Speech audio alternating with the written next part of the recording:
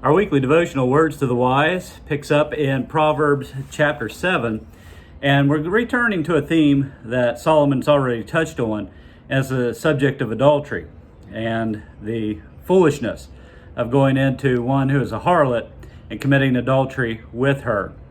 In chapter 7, verses 6 through 27, Solomon gives some wisdom about how to avoid this dangerous practice.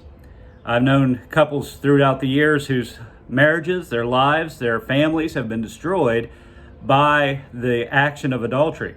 And to take heed to these words would be a benefit to a lot of families, to a lot of couples.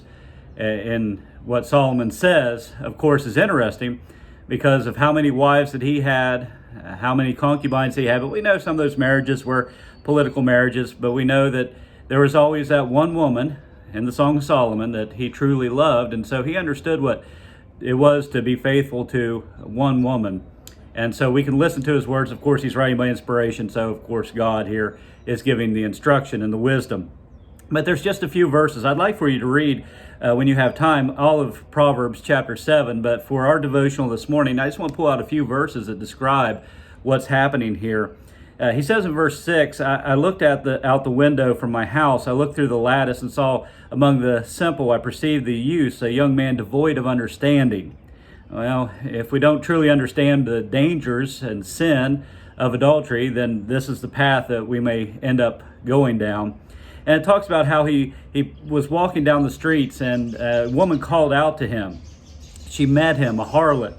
And it says in verse 15, so I came to meet you diligently to seek your face, and I have found you. And she said, I prepared to commit this act of adultery with you. I prepared my house. And she says in verse 19, my husband is not home. He's going on a long journey. He's taken a bag of money with him, and he'll be home in an appointed day. So she knows that there's no danger of the husband coming home to find them. Now, when I read this chapter, it's very reminiscent of Joseph and Potiphar's wife, isn't it? When she tried to compel him to commit adultery with her. And of course, in that example, Joseph flees from that situation. Now, it's going to cost him because she's going to lie about him, but he flees from that situation. The situation with Solomon's describing, the young man doesn't flee. He yields to her enticing speech with the flattering words that has seduced him. And he says in verse 22, he went after her as an ox goes to the slaughter.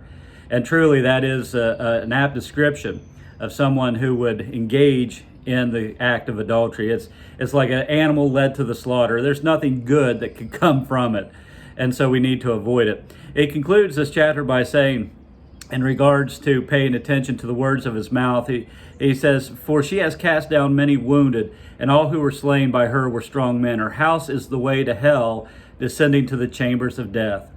And so it doesn't matter how strong we think we are. We maybe feel like we're invincible. We can commit this terrible sin, an act of adultery, and not be hurt by it. But Solomon says you will be. And you've seen couples in your life that have been hurt by it. I've seen couples who have been hurt by it. And so the best wisdom is to avoid it altogether. Follow the example of Joseph. Flee from that temptation to sin.